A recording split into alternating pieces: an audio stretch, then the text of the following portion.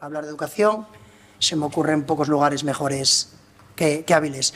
Porque lo cierto es que yo creo que no vamos a lograr un cambio profundo sin la implicación de toda la sociedad. Invitaros a que recojáis todas las aportaciones que habrá hoy, que nos las hagáis llegar a la Consejería de Educación, ya que al final pues, todos estos espacios de participación, estos espacios de reflexión, de construcción de conocimiento, pueden servir para orientar políticas educativas. Muchas gracias. Nuestra misión, la de David, la de hoy, es deciros, primero, que estamos completamente implicados en que se busque una solución en la que participe colectivamente el máximo número de personas que quieran contribuir a que la segregación sea un problema del pasado y que la escuela y la comunidad escolar sepa que tiene al Principado, que tiene al Ayuntamiento y que tiene no solo la colaboración, sino el compromiso con este proyecto. Pero no es fácil. Hay que aprovechar que estamos en un momento en el que entramos en un 0-12, pero ese 0-3 es un lugar de oportunidades y para eso tenemos que hacer esa tarea de seducir a esas familias, de atraerlas y de que continúen. Nada deseo más que esta aventura llegue a buen término y sobre todo que los niños y niñas que van a pasar por este cole de entre 0 y 12 años tengan éxito en su vida y sean personas que rompan, incluso que ese ascensor social lo alcancen y sean historias de éxito. Para todo ello se necesita pensar mucho, tener en cuenta todas las variables, todas las dificultades, cómo cada día vamos resolviendo retos. Así que jornadas como esta son necesarias y os deseo que sea muy exitosa. Gracias. Dar las gracias en mi nombre, como presidente de la Asociación de Vecinos de Jerez de Cantos. Yo creo que también que en el nombre de José Luis, que está aquí entre el público, que es el presidente de la Asociación de Vecinos del Nodo, creo que se está planteando un proyecto que puede ser de referencia regional, incluso nacional, y necesitamos la ayuda de las instituciones, y no solo de las instituciones, sino de todos los que forman una comunidad educativa, que no dejan de ser vecinos, padres, madres, profesores, alumnos, exalumnos, que pueden echarnos una mano para llevar esto adelante.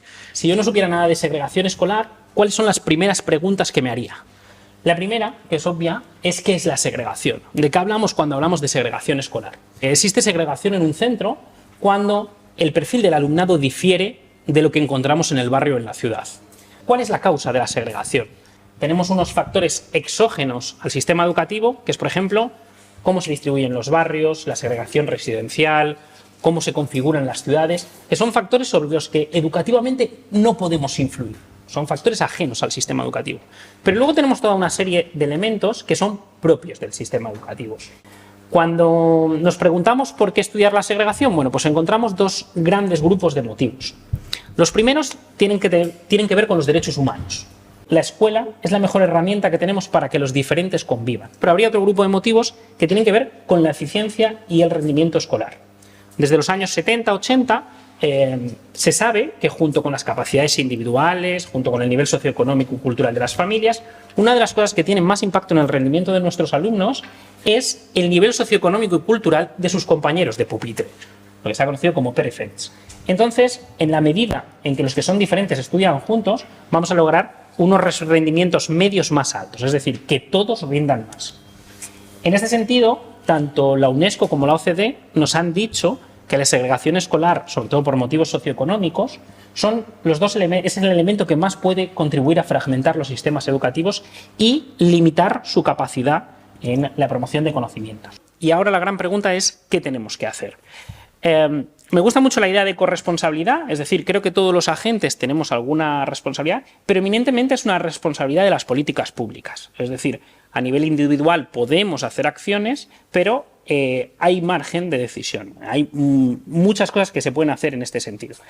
Y lo bueno es que hasta ahora ya tenemos mucho investigado. Entonces tenemos documentos como el Pacto Escolar de 2018 de Cataluña, tenemos el mapa escolar de la ciudad de Valencia, tenemos incluso el informe de Save the Children de 2018, que nos dan un abanico muy amplio de medidas que podemos hacer. Medidas que van desde la discriminación positiva, crear listas de reserva, controlar la matrícula viva, abrir y cerrar líneas en función de la expansión demográfica, informar a las familias y acompañarlas en el proceso de escolarización, cambiar el algoritmo, controlar las cuotas en el caso de los centros concertados o también adoptar decisiones de la zonificación, de cómo se distribuyen los centros. Junto con las políticas que podemos tomar para regular cómo se escolariza el alumnado, hay otras que podemos adoptar asumiendo que la segregación existe y que no es un proceso automático, que consisten en apoyar más a los centros segregados, los centros que están en una situación más compleja, darle más recursos en función de sus necesidades, que esto lo que nos va a llevar también es a que asimismo sean más elegibles. La LOMLOE, la actual Ley de Educación, sí que se hizo una apuesta, al menos que apareciera de forma específica la importancia de luchar contra la segregación escolar y de animar o impulsar a las administraciones educativas, que son quienes tienen las competencias en la gestión educativa y en la escolarización del alumnado, a tomar medidas para la lucha contra la segregación y prevenir, sobre todo en la escolarización, la segregación escolar. También en la ley, para intentar reforzar la inclusividad del sistema o mejorar la inclusividad del sistema, se han ido incluyendo algunos criterios como el refuerzo de la orientación o el limitar la repetición escolar, o también en lo que es el nuevo currículum, un enfoque competencial que lo hace más flexible, con esa idea también o ese marco de la personalización de la educación, personalizando el trabajo. También en la ley, no voy a detenerme ahí, se incluyen algunos criterios para limitar algunas puntuaciones a la hora de la escolarización de los alumnos que pueda facilitar también un poco el que no se concentre el alumnado en el mismo centro. Así como limitar también que el centro acoja mayor porcentaje de alumnado que se incorpora de forma tardía a lo largo del centro escolar. Mencionar el programa PROA Plus, el programa de refuerzo, orientación y acompañamiento, que sería el gran programa paraguas, digamos, que promueve transformar la cultura de los centros y facilitar también lo que es la transformación del mismo en pos de una mayor inclusividad del centro. Otro de los programas es el programa de impulso a la creación de plazas públicas de 0 a 3 años y otros planes como el de digitalización o el de las unidades de acompañamiento. Nosotros desde nuestra subdirección mantenemos una relación muy estrecha con el grupo de educación del Consejo Estatal del Pueblo Gitano. Una de las cuestiones que nos interesa mucho, transformar la mirada hacia el pueblo gitano. La nueva ley de educación, incluido la historia y cultura, el estudio de la historia y cultura del pueblo gitano, en una disposición adicional sobre valores democráticos, pero luego se incluye en 2 materias, en historia en secundaria y conocimiento del medio social en primaria, pero el modelo competencial del nuevo currículum, con un enfoque bastante de trabajar la diversidad y promover el estudio de la diversidad social, una de las características actuales en nuestras sociedades, facilita trabajar también la historia y cultura del pueblo gitano en diversas materias. Hemos publicado en colaboración con el grupo de educación una última guía, que es la historia y cultura gitana del pueblo gitano en el aula, breve guía de orientaciones para su encaje o su desarrollo curricular en el marco de la LOMLOE, donde queremos también es presentar una mirada, un cambio de mirada dignificadora hacia el alumnado gitano. También vamos a trabajar en febrero en este sentido, a retomar jornadas sobre educación y alumnado gitano. Abrir una tercera pata, la importantísima necesidad de la vinculación comunitaria de los centros educativos. Sí se recoge en la ley de educación la importancia de que el centro se abra al entorno comunitario. Por lo tanto, todo lo que es poner en valor el centro educativo, dignificar ese centro educativo, referentes de ese centro educativo que sea conocido en el entorno comunitario, en el barrio, esa vinculación que me hablaba también José Ramón con la escuela infantil, que pueda facilitar también que alumnado no gitano de la escuela infantil pueda entrar en primaria, que las actuaciones que hagáis desde el centro escolar sea también vista desde el entorno comunitario más cercano, no solo del propio barrio en el que está el centro, sino en el entorno un poco más amplio, y dando lugar a que el centro sea un centro digno también para que cualquier familia quiera matricular ahí a sus hijos. Ha sobrevolado las dos intervenciones la relación entre la segregación escolar y la segregación residencial. Estos dos elementos están muy vinculados, es decir, el cómo se configuran las ciudades influye también en cómo se configuran los centros. Pero también es cierto que tenemos investigación, en la investigación que se hizo en la ciudad de Barcelona, de Bonal y Zancajo, que lo que planteaban era dos escenarios. Un escenario en que cada alumno se escolariza en el colegio que tiene más cerca de casa, es decir, reproduciendo perfectamente la segregación residencial, y la situación real de Barcelona. Y lo que encontraban es que era mayor la segregación escolar que la segregación residencial. Dicho de otra manera, lo que encontraban es que el sistema escolar, los sistemas de escolarización, lejos de reducir o de amortiguar la segregación residencial, la aumentaban.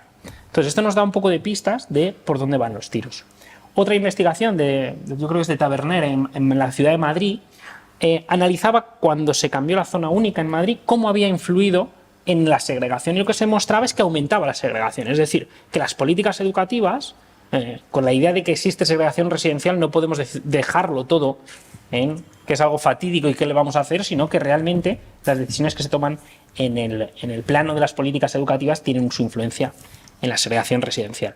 La segregación escolar no es una fatalidad, no es algo que de repente ocurre. No pasa porque sí, es fruto de acciones, a veces deliberadas, a veces inconscientes. Es fruto de inacciones, de lo que no se hace, es fruto de negligencias, de cosas que se saben, que se ven que están pasando, pero nadie las quiere abordar. Es decir, no ocurren porque sí. Y de hecho, una de las cosas que hemos visto en los últimos años en muchos municipios es que cuando se hacen cosas concretas, hay cambios concretos. Y cuando se hace ver que hay cosas que no existen, pues también pasan otro tipo de cosas, ¿no? Y se crean problemas mucho mayores. Por tanto, no es una fatalidad. Como decía Dani, es más elevada la segregación escolar que la residencial. ¿Quiere decir que los niños en los barrios viven más juntos de lo que estudian?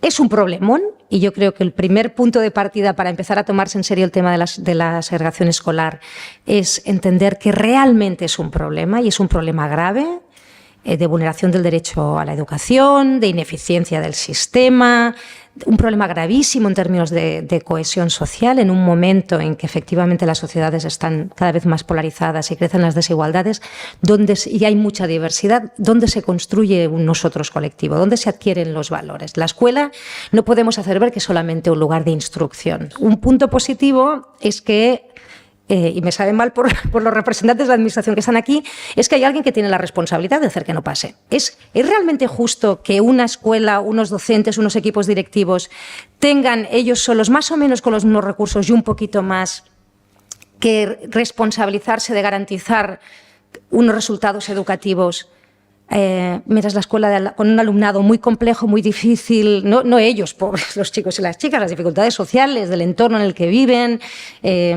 mil circunstancias vitales, y a la escuela del lado haya profesionales, equipos directivos que de algún modo no se sientan concernidos o se vayan de rositas, o no digo que lo hagan deliberadamente, pero al final es un problema también de justicia dentro del mismo sistema.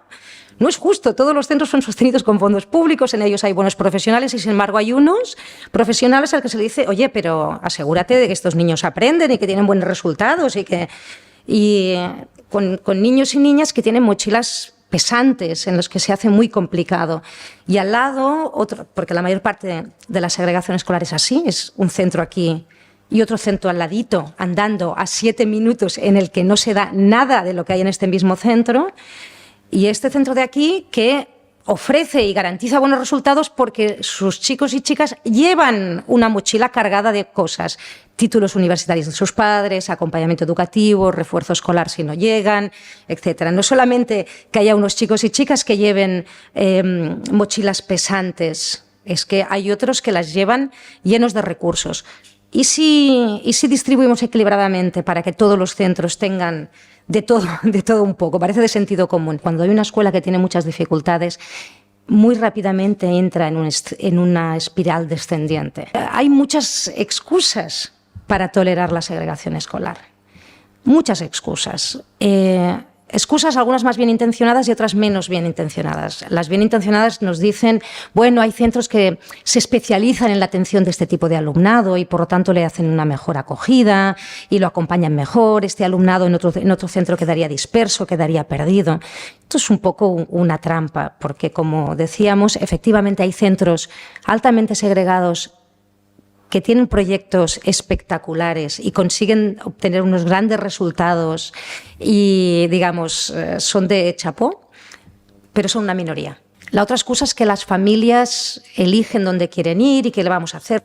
Nosotros hicimos un estudio hace unos años sobre elección de centro por parte de las familias y lo que vimos es que el factor clave de decisión es la confianza. Mientras las familias no tengan la confianza de que efectivamente elijan el que elijan, están eligiendo bien, es un buen centro para sus hijos, es una trampa. Y lo que vimos en esta investigación es que efectivamente, uno, las familias no eligen centro. Lo que se aseguran básicamente es evitan centros. Lo que quieren asegurarse es ¿a cuál es seguro que no? Y ese seguro que no tiene que ver con un conocimiento profundo de lo que pasa en ese centro, tiene que ver con los rumores, con me han dicho, con ver qué tipo de perfil hay en la puerta y hacer suposiciones de qué es lo que ocurre en el centro. Si la administración permite que existan centros que funcionen bien y otros que no van bien, se le está transmitiendo a las familias, oye, tú búscate la vida. Por lo tanto, es un tema básicamente de confianza, porque ninguna familia está todo el día en la escuela para saber si funciona o no. ¿Y quién crea las condiciones de confianza? La administración, garantizando que hay centros equivalentes, que están bien dotados, que entre otras políticas. Hay 4 paquetes de políticas, ¿no? Unas que tienen que ver, como decías antes, en la regulación de la oferta. ¿Qué hemos identificado con la investigación que genera segregación escolar? La sobreoferta. Si tú tienes más plazas que necesidades, que alumnos, favoreces que se produzcan esas estrategias, ¿no?, evitativas de, pues, yo sé que hay en ciertas escuelas concertadas o ciertas escuelas públicas de prestigio, sé que siempre sobran plazas o que hay suficientes plazas y por lo tanto, en vez de ir a visitar ni siquiera la escuela que tengo al lado, pues ya directamente presumo, ¿no?, que ahí siempre voy a tener plaza, ¿no? Además, crea otro problema la sobreoferta. La sobreoferta hace que haya muchas escuelas, precisamente las más vulnerables o con alumnado más vulnerable, que por ahí tienen, se dice de ellas, pues que entonces les sobran plazas. Y si les sobran plazas, durante el año, como quedan vacantes, pues se van llenando de la matrícula viva. Entonces son centros que ya tienen un alumnado complejo y además encima a medio año le llega otro chico que acaba de llegar, que no habla el idioma o que viene desplazado de no sé dónde, tal. O sea, escuelas que tienen agua al cuello, pero como tienen vacantes y se asignan las vacantes porque sobran plazas, eso es muy importante. Otra política focalizada en la oferta, pues una política que ha sido clave en el caso de Cataluña, que es la identificación del alumnado vulnerable antes de su entrada en el sistema. Y para esa identificación no hace falta que haya un psicopedagogo que te haga un diagnóstico. Familia que es atendida por servicios sociales, pues es evidente que sus hijos, niño que su hermano ya es identificado como alumno NESE, que es como le llamamos, pues este lo es. O sea, y si los identificas antes de entrar, entonces tú ya puedes hacer políticas como la reserva de plazas, que es una política realmente estratégica, de decir, pues si tenemos un alumnado, si tenemos en este territorio concreto un 20, un 30 o un 15% de alumnado vulnerable, identificado como tal, pues todas las escuelas de aquel territorio, pues digamos, ese es el tope. Ninguna escuela puede tener más de eso, hasta que todas las escuelas del territorio tengan ese porcentaje. Entonces, no le mandes más a esta escuela si tienes al lado una que tiene un 5, un 6, un 7. O sea, todas las escuelas tienen el mismo porcentaje y si hay más, pues bueno, entonces ya vemos cómo se distribuyen. Esto ha sido una política brutal, la de reserva de plazas. Precisamente por eso. Entonces hay gente, lo digo ya porque alguien me va a decir, pero eso es como repartir pobres. No es repartir pobres. No es repartir pobres. Lo que estamos haciendo es distribuir equilibradamente, del mismo modo que si tú dices, mira, todas las escuelas tienen que tener un porcentaje equivalente de vulnerabilidad social, también quiere decir que las familias que antes iban a esta escuela que no tenía vulnerabilidad social, pues también van a tener que ir a otras. O sea, es toda la población escolar que de algún modo se ve forzada a distribuirse. Y no se está sacando a nadie de ninguna escuela. Es decir, repartir pobres es un modo en el que los sectores, especialmente voy a decir de la escuela concertada, más resistentes a la incorporación del alumnado vulnerable, ha calificado a veces esta política, pero realmente no es cierto. Lo que ha hecho además, es en un mismo territorio, como digo, en un mismo barrio, en una misma zona. Otra política importante es la descripción de centros de primaria y secundaria. También se ha visto que había centros de primaria muy segregados, que cuando se decía el centro que te corresponde de secundaria es este y otro centro igualmente segregado. Es decir, pero si tenemos la oportunidad en ese tránsito de hacer adscripciones distintas, de que en un mismo instituto vayan a parar alumnado de distinta demografía de alumnado, ¿no? Y ahí, por ejemplo, también se ha visto que era bastante éxito. O sea, que había una oportunidad de romper algunas dinámicas de segregación en el paso de la primaria a la secundaria. Y bueno, y la gran política que es la de zonificación escolar, ¿no? Que es otra gran política, es cómo dibujas esas zonas.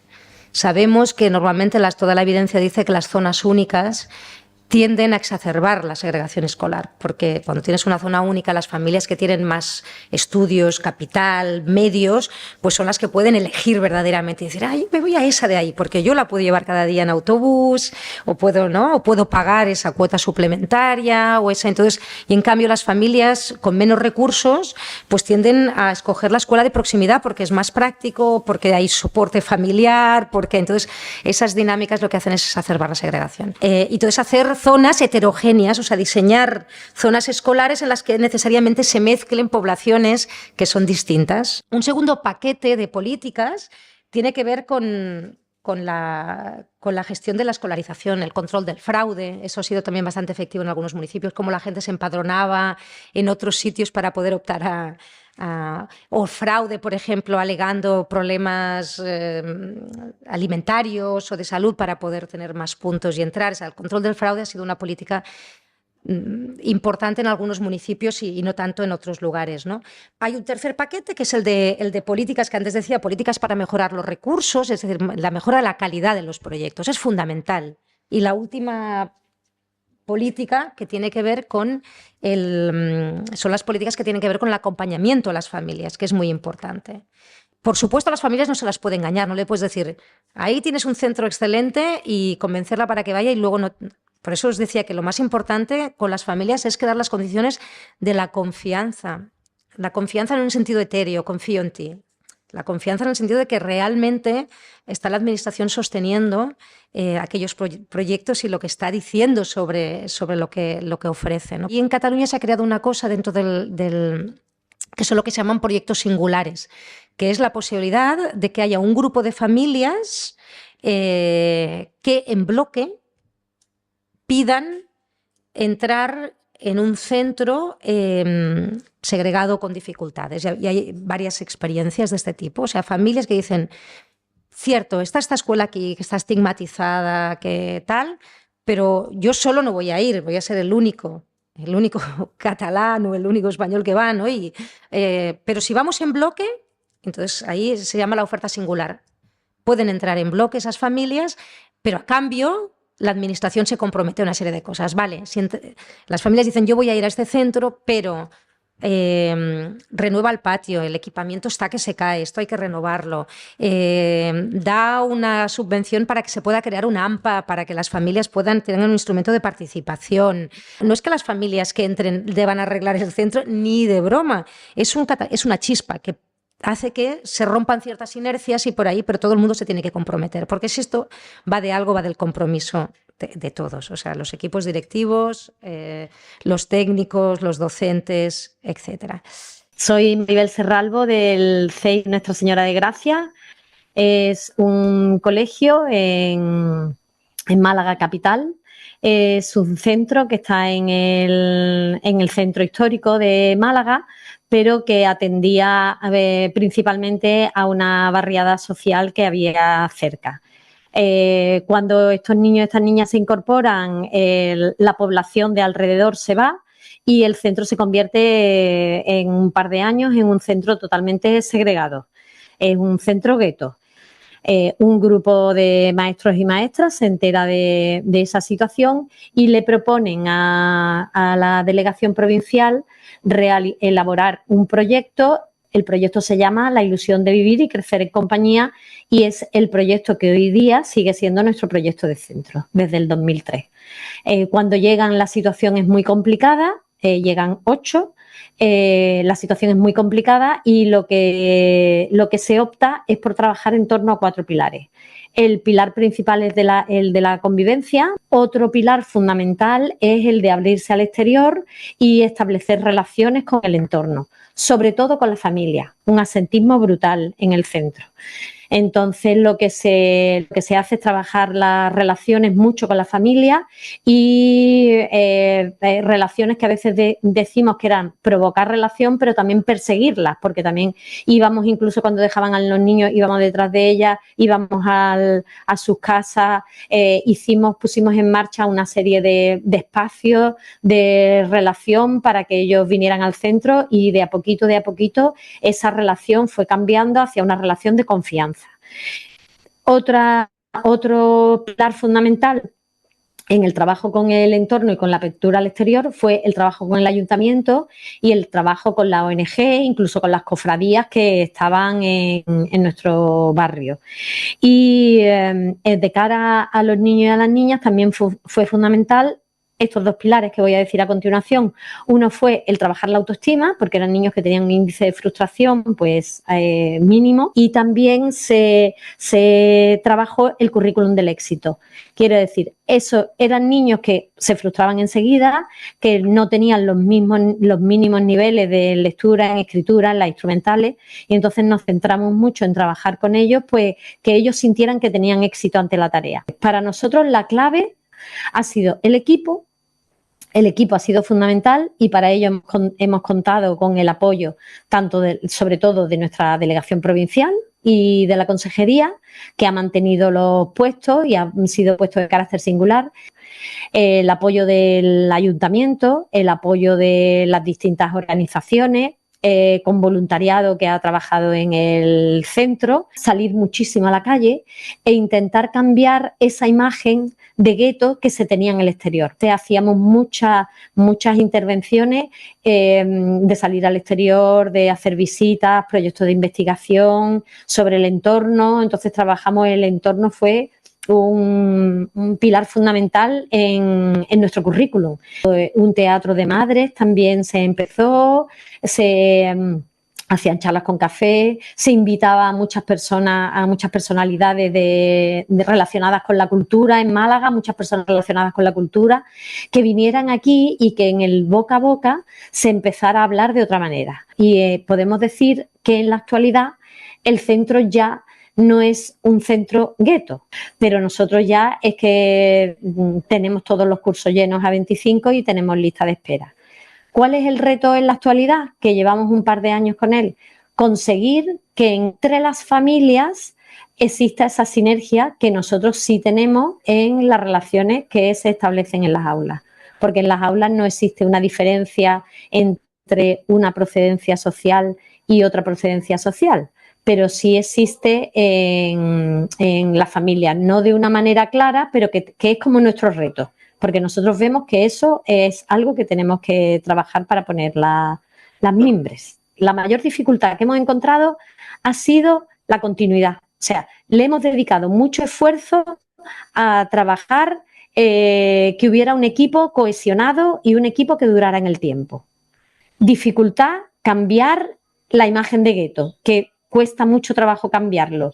Y fueron como 6 años, 7 años en que nosotros decíamos, pero si el centro está bien, pero si aquí no es... O sea, nos llamaban mucho de convivencia, nos llamaban mucho para dar charlas porque el centro se le había dado la vuelta. Pero todas las familias no entraban. Las primeras familias que entraron fueron aquellas que en sus colegios, sus hijos y sus hijas tenían problemas de convivencia. Y luego empezaron a llegar familias que querían otra escuela, otro tipo de trabajo, que se trabajara por proyectos, que se trabajara de otra manera y en relación con ella. Y las familias que último entraron fueron las familias de la barriada, y esas entraron como hace unos 4 años o cosas así. Se puede, ¿eh? Vaya, que con trabajo, con esfuerzo y con el apoyo de las administraciones, eso es fundamental. Voy a centrar mis 7 u 8 minutos en que nos detengamos en entender cómo hemos llegado hasta aquí. Si miramos los últimos datos del Ministerio de Educación, el abandono temprano o el fracaso escolar lo sitúan en el 13,9. Esto representa prácticamente 60 puntos de diferencia entre la población gitana y la no gitana, ¿no? Pues bueno, desde muy diversos lugares siempre se explica esta situación, pues diciendo, pues es que no tenemos suficientes recursos, es que es un alumnado que tiene menos capacidad, es que es un alumnado que no está motivado, es que las familias no están interesadas en los estudios, es que los valores gitanos son incompatibles con la educación, es que claro, son pobres, están en exclusión y entonces cuesta mucho más. Es que el problema ya no es el cole, ¿no? Son los barrios, es que el barrio arrastra mucho, es que las familias no tienen suficiente nivel, no les pueden ayudar, es que la plantilla de los profesores no es estable y así podríamos estar toda la tarde, ¿vale? Y esto no es menos cierto, obviamente todo esto no son limitaciones. Pero si os dijera que el principal problema en este momento que explica cómo hemos llegado aquí no es ninguno de esto, y no lo digo yo, sino que lo sabemos desde la investigación educativa desde los años 70, el problema principal que estamos teniendo en este momento son una serie de prácticas educativas y una formación del profesorado que está basada en lo que la comunidad científica llama edumitos o ocurrencias. Algunos de esos edumitos, por ejemplo, son la creencia de que el problema son las escuelas gueto y obviamente la concentración de alumnado vulnerable en una escuela no es fácil, no facilita la tarea. Pero el problema no es ese en sí mismo, sino que en esas escuelas hay una tendencia a reducir drásticamente el currículum y el alumnado que está yendo a esos coles no está viendo el mismo currículum que el alumnado que está yendo a otras escuelas. Otro edumito, otra ocurrencia que se aplica constantemente son estas aulas de bajo nivel. Es concentrar al alumnado gitano en determinadas aulas con esta creencia de que como no van a poder continuar el currículum ordinario, como el resto de sus compañeros de centro, pues los vamos a poner aquí, esto la comunidad científica lo ha llamado streaming, y entonces así no se van a estresar tanto ni van a retrasar al resto de sus compañeros. Lo más indignante de esta medida es que sabemos desde los años 70 que no solamente no es beneficiosa para el alumnado que es colocada en ellas, sino que además perjudica gravemente al resto del alumnado y a toda la comunidad educativa. Y el último edumito, la última ocurrencia, es la famosa adaptación curricular, ¿no? Tenemos alumnos que están en tercero de la ESO pintando dibujitos, ¿no? Mientras el resto de sus compañeros directamente están haciendo ecuaciones de primer grado o están estudiando geografía o cualquier otro contenido curricular propio de la edad que toca. ¿Qué consecuencias tiene implementar esos edumitos? Pues nadie quiere ir a estas escuelas, más absentismo. Un niño que no aprende es un niño que no se porta bien en el aula, más conflicto. Si yo, me ha encantado Miriam cuando decía, repito, me aburro, me acabo yendo, más abandono, más fracaso. Pero incluso, como decía Miriam, los que gradúan con tan poquito nivel que tienen muchísimas barreras para continuar en la educación superior. Afortunadamente esto se puede cambiar y esto se cambia fundamentalmente escuchando y mirando a la ciencia de verdad. Y cada vez tenemos más investigación que demuestra, que está publicada en las revistas más importantes del mundo, y que demuestra que es posible implementar las actuaciones que están obteniendo los mejores resultados de aprendizaje y de convivencia en todos los contextos que se implementan. Simplemente el mensaje que os quiero dar es que hay esperanza, pero que tenemos que ser muy rigurosos y rigurosas en aquello que hacemos con nuestros niños. No hagamos con los niños gitanos lo que no haríamos con los nuestros. Muchas gracias. La estabilidad de las plantillas, eso es algo que realmente cuesta mucho. Hay trabas burocráticas, administrativas, sindicales, en fin.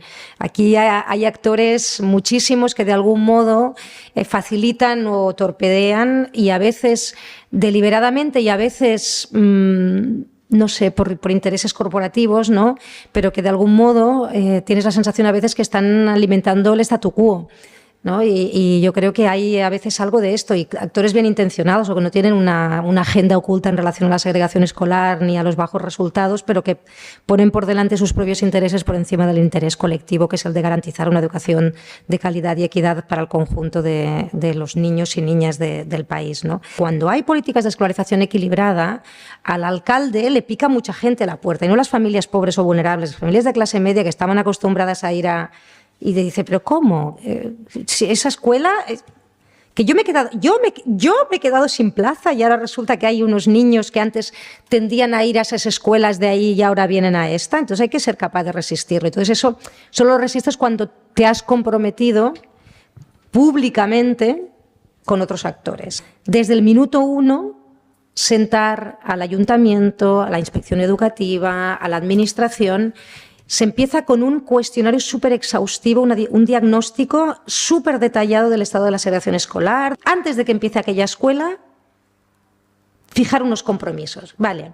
Y unos compromisos muy concretos, muy tangibles de lo que tiene que pasar el primer año, el segundo año, el tercer año, ¿no? Tú te comprometes a no mandar matrícula. El mínimo que tienes que... Y cuando todos los actores se ponen de acuerdo, inspección, ayuntamiento, servicios territoriales, etcétera, nosotros hacemos una rueda de prensa en la que hacemos que venga el alcalde, en las que viene alguien del departamento, viene alguien de inspección, es decir, ritualizamos un compromiso. La rueda de prensa se hace en el centro educativo, convocamos a los medios locales. No quiere decir que vengan las masas, pero de algún modo aquel alcalde que le han dicho, oye, que está esta escuela, que no sé cuántos, se compromete públicamente frente a la escuela y frente a la comunidad educativa y en los medios de comunicación. Y nosotros después lo que hacemos es que tenemos un sistema súper afinado de monitorización, que nos saltan las alarmas cuando hay un centro que nos dice, oye, que nos han mandado 2 más de matrícula viva, oye, que están hablando de que van a hacer aquí otro centro que no sé qué, oye, que nos han dicho que nos van a ampliar una línea, o sea... Y entonces, con eso, volvemos y hablamos con cada una de las partes y les recordamos sus compromisos. Y cuando vemos que flojean en esos compromisos, pues nos ponemos un poco chungos y decimos, oye, mira, esta escuela va a tener que salir del programa. ¿Cómo va a salir la escuela del programa? Porque además es normal, los responsables políticos les gusta una escuela que tenían un problema y que empieza a reflotar. Pues sí, decimos, porque si no estamos estamos diciendo a la escuela que haga un esfuerzo enorme por transformar sus prácticas, sus docentes tal cual, y resulta que ellos están haciendo su parte y tú no estás haciendo tu parte. O sea, yo no voy a engañar a esta escuela. Le hemos dicho que si hace el esfuerzo, en 5 años habrá cambiado. Pero nosotros ahora ya sabemos que si tú no haces el tuyo, esta escuela no va a cambiar y nosotros, por tanto, no la vamos a engañar. Sobre el papel de la escuela concertada, esto también ha sido ampliamente investigado y en España, junto con la segregación residencial, es el segundo factor que más impacta en la segregación. También ha sido ampliamente documentado cuáles son las barreras formales e informales que desde los centros concertados se implementan para evitar determinado alumnado. Hoy en día, si miramos por nivel socioeconómico, ni vamos por nativo, ni vamos por etnia, los centros públicos concentran la mayoría del alumnado. Y la realidad es que la mayoría de centros concertados no tienen ningún incentivo para cambiar sus prácticas. Entonces, aquí vuelvo a lo que comentaba Mónica, que como no hay ningún incentivo no las voy a cambiar. Entonces, ¿qué tenemos que hacer? O bien por las buenas o bien por las malas, crear incentivos para que esto cambie. En Cataluña, por ejemplo, se ha aplicado esta idea de que los niños, como el People Premium de Reino Unido, llevan un paquete positivo, entonces es un incentivo para admitir alumnos con más necesidades, pero también puede ser el caso contrario. Y aquí también, como una anécdota, cuando sale este debate en Euskadi, lo tuvieron hace un par de años, y se hablaba de acabar con las cuotas de la concertada. En principio todo el mundo estaba a favor, pero de repente un grupo de familias públicamente dijo, no, si nosotros estamos encantados pagando cuotas. Entonces hay que entender que vamos a intentar cambiar las cosas en un contexto en que hay gente que está bien con este sistema. O sea, eso no hay que olvidarlo. ¿Y quién está bien con este sistema? Pues la gente más privilegiada. Entonces no hay que olvidarlo, que aunque es muy difícil que lo exterioricen y lo digan públicamente, bueno, pues al final muchas veces, por desgracia, la escuela también se convierte en un objeto de consumo y en un objeto de consumo en el que yo quiero identificarme con las personas que van allí que sean igual que yo. Entonces es evidente que hay que generar unas dinámicas que van a generar obligatoriamente tensiones. Entonces por eso cuando hablamos de voluntad política conlleva unos costes, unas cosas que creemos sinceramente que son buenas, pero también unos costes. Cuando yo entré en esta escuela, que fue en el año 2019, y cuando se me propuso de la Consejería de Educación pues liderar este proyecto, pues me encontré esta escuela, que es la que veis, y me gusta identificarlo con esta imagen porque era la imagen de la bandera gitana, que aunque no estaba físicamente puesta en el colegio, pero identificaba mucho al cole. Era la situación con la que el colectivo y el colegio se identificaba con su cultura, porque prácticamente en ese momento el 100% o 98% del alumnado pertenecía a población gitana. Y la situación, el contexto que me encontré en ese año, pues es un cole que estaba en ese descenso de matrícula continua. Había 3 colegios concertados en la zona, que como ya hemos hablado mucho, condicionaba mucho pues todo lo que estaba pudiendo hacer. Un colegio que entendíamos con segregación escolar, con muchísimo asentismo, un bajo nivel académico por parte del alumnado, baja participación de las familias, mucha conflictividad, y el reto que tenemos por delante era pues llevar a cabo un proceso de transformación educativa y sobre todo dignificar a nuestro cole. Entonces lo que tuve que hacer en primer lugar, pues formar un equipo, hacer una red de trabajo de apoyo que realmente quisieran sumarse a lo que era este trabajo. Y poco a poco, todo lo que aparece por aquí se fueron sumando, y sí que la gran suerte que tuve, o creo que es la gran fortaleza de nuestro proyecto, es que todo el mundo se suma y además con muchísimo entusiasmo, ¿no? Pues hicimos un equipo educativo en el que valoramos qué tipo de modelos educativos hacia dónde queríamos ir. Y todo nos apuntaba hacia las comunidades de aprendizaje. Porque aunque en Asturias no había ninguna comunidad de aprendizaje, sí que se estaban implementando actuaciones educativas de éxito, pero teníamos experiencias de otras comunidades autónomas donde las comunidades de aprendizaje sí que eran muy transformadoras a nivel educativo y a nivel social. Y sobre todo porque había bastante evidencia científica, o mucha evidencia científica que así lo corroboraba. Y lo que hicimos fue pues formarnos, ¿no? Por una parte, entendíamos que las comunidades de aprendizaje, como digo, es un proyecto transformador de social y educativo basados en evidencia científica, apertura a la comunidad, como diversidad como riqueza, las interacciones de calidad como base del aprendizaje, y nuestro reto era superar el fracaso escolar y mejorar el sentido de la comunidad y la convivencia.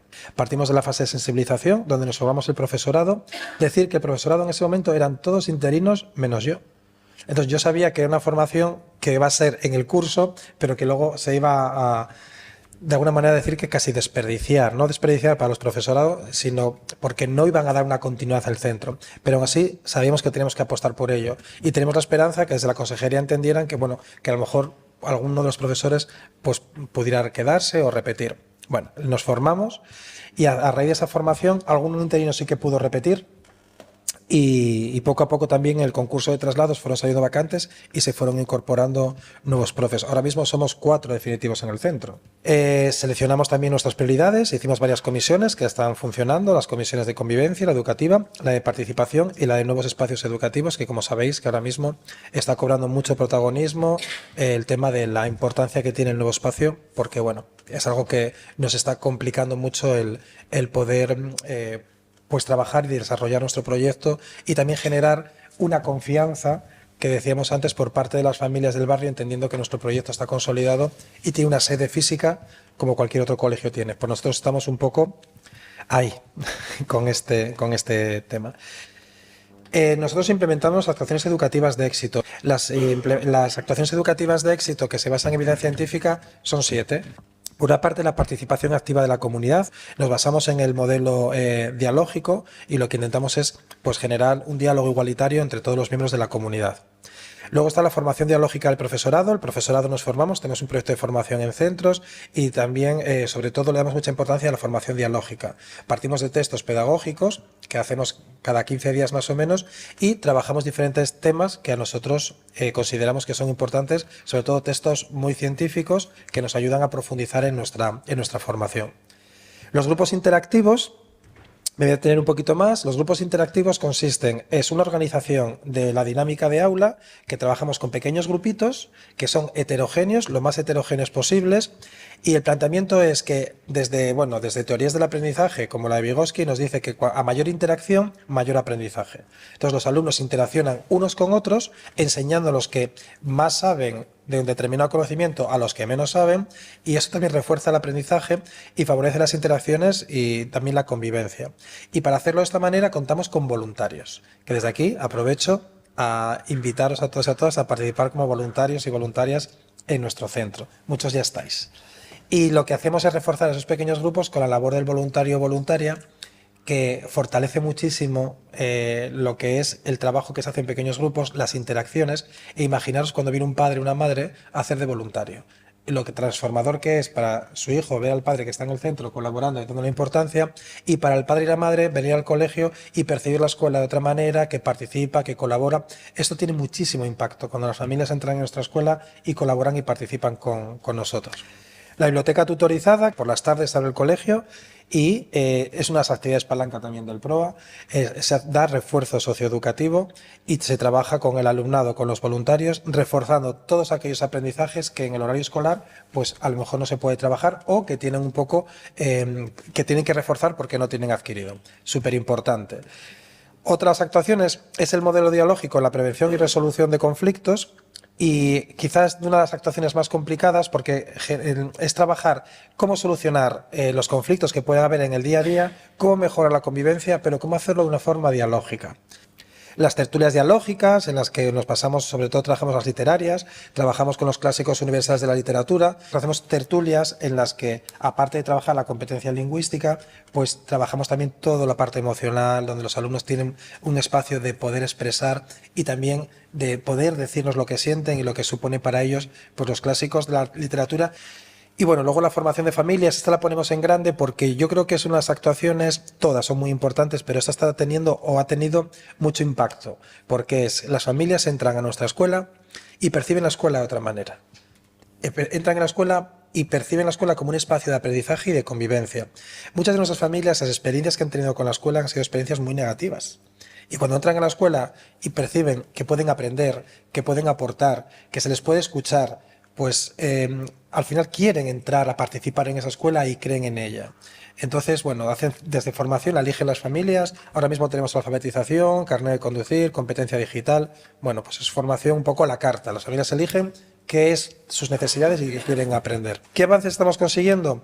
Pues hemos mejorado la asistencia, hemos reducido el absentismo escolar, estamos consiguiendo que en infantil, cuando no teníamos prácticamente la etapa infantil en nuestro cole, que aunque estuvieran escolarizados no iban, y muchos no estaban escolarizados. Deciros que ahora actualmente de 30 niños, 8 son de infantil, y aquí Nuria nos puede decir que casi todos los días los niños de infantil, con el gran esfuerzo que se está haciendo, están yendo al cole. Eso garantiza que estos niños, si tienen la etapa infantil, van a tener mucho más éxito posiblemente en la etapa de primaria.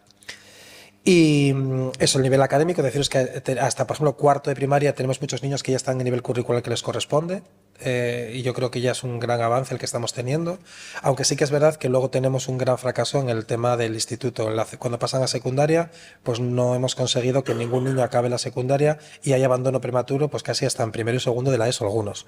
Y ahí todavía tenemos, bueno, mucho que hacer en el trabajo con la secundaria. Las familias están participando en nuestro centro. Deciros que el año pasado el 100% de las familias participaron en nuestro centro. Y toda la parte de alimentación comunitaria. Yo creo que también es muy importante el percibir que la escuela de nuestro centro, de nuestros barrios, es una escuela que está haciendo cosas. Entonces, que tenemos que repensar qué escuela queremos y sobre todo qué escuela necesitan nuestros barrios y qué escuela puede responder de una forma digna al futuro que está esperando a estos chicos, a estas chicas y a todos aquellos que quieran tener la escuela de proximidad, su escuela pública, una escuela de calidad. Empezamos en lo político y lo administrativo, como cuáles son los avances logrados. Pues aquí se resalta mucho la implicación de las diferentes concejalías del Ayuntamiento de Avilés, desde servicios sociales, educación, participación, incluso servicios técnicos. Como retos, la continuidad en el espacio. En cuanto a lo educativo, ¿cuáles son los avances? Pues comunidades de aprendizaje. ¿Y cuáles podrían ser las metas? Pues mejorar el éxito académico y el asentismo, el apoyo en las transiciones en las etapas de 0-3 a infantil, de infantil a primaria y de primaria a secundaria. También hablamos de un diagnóstico en educación infantil para conocer a las criaturas que empiezan, en cuanto sobre todo al tema de la estimulación del lenguaje. Aterrizamos mucho en una cuestión porque nos parece que es importante y porque hemos visto que ahora recientemente con estas nuevas generaciones que vienen de la pandemia y de todo lo que supuso para estas criaturas el estar en espacios más cerrados y compartir menos, pues creemos que también es una parte importante que se tiene que hacer y esto requiere recursos. En el tema comunitario, en los barrios, ¿cuáles son los avances logrados? Pues el proyecto de cohesión. ¿Y cuáles podrían ser las metas? Pues aquí hablamos del tema de la zonificación y también en cuanto a secundaria, de cómo los coles adscritos en diferentes coles van a dar a un mismo IES y qué pasan esos IES y cómo se trabaja todo este tema. El posicionamiento del centro, la marca del centro y qué sentido tiene y se genera en los barrios, qué visión tienen los barrios y las familias sobre el mismo. Y hablamos también de hacer un diagnóstico sobre la realidad de la matrícula en el entorno, que yo creo que alguna vez ya se había hecho algo de esto, saber realmente qué tipo de alumnado es potencialmente posible que puede ir al cole porque viven en las zonas que están pertenecientes al barrio. Los principales avances logrados, pues todos nos damos cuenta que es el hecho mismo de la jornada de hoy, que hayamos desnaturalizado y problematizado la segregación escolar y la situación de centros como el vuestro. Ya es un éxito, con la presencia además de representantes de la Administración. Un gran avance también se ha puesto de manifiesto, que es dar a conocer el centro, empieza a darse a conocer el centro no por los problemas que genera, sino también por el proyecto que desarrolla.